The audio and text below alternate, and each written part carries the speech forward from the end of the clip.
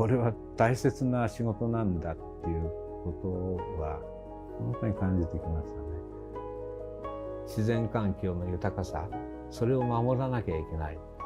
農薬、除草剤、化学肥料なんか使うことによってその環境が破壊されていく。食べ物がいわゆる安全かどうかなんていうことをね、確認しなきゃね、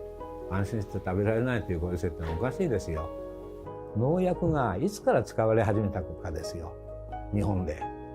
まだ60年そこそこですよ。いわゆるそれまではね、本当に日本の有機農業なんていうのは僕の初めのところはありもしなかったっていうふうに思うくらいだったんですけど、紐解いてみるとやはりその日本の農民が永遠としてこう続けてきた農法こそがね、有機農業そのものだったんですよね。無農薬のお茶を作る上に必要だったバイブルなんていうのはなかったですね。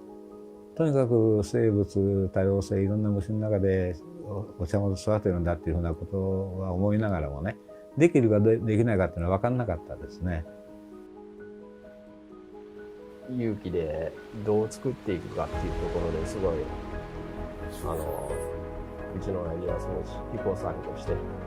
大変な思いして、で今落ち着いた環境で栽培方法も確立して安定して有機のお茶を収穫できているんですけども、でそこから次のステップっていうのはやっぱどれだけ美味しいお茶を作れるかっていうのが自分にとっての課題ですね。昔ながらの浅蒸しに近いようなお茶をうちの方では作ってるんですけども、そういった浅蒸しで、低糖のあとは玉露みたいな深い旨味のあるようなそういったお茶を作って出るように目指しています。大体、浅蒸しで30秒とか40秒ぐらいですね。で深蒸しになってくると長ければ2分とかいう時間を蒸すんですけども、それによって浅蒸しだと入れた時のお茶の色が薄い色になって、すごいなんですかね、ちょっと透明な黄色っぽいような色であったりするんですけども、それで深蒸しだと粉が多くなるものですから深い緑色のものになります。味の面では見た感じはすごい味は薄そうなんですけども、浅蒸しの方がなんですかね、深みのあるような味になると思います。はい、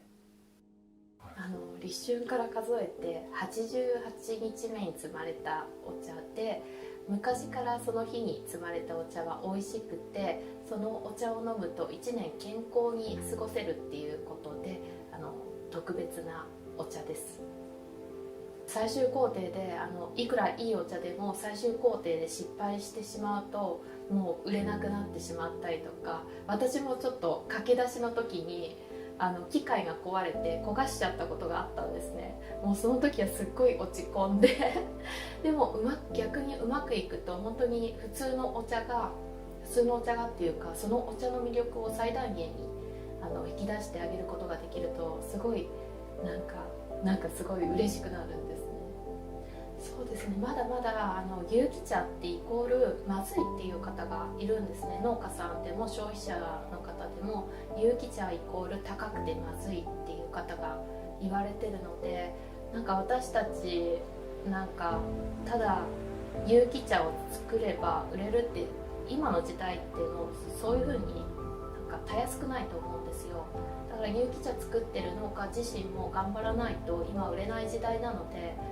あとはそういった有機茶イコールまずいって言ってる人たちの価値観をすごい変えたいなって。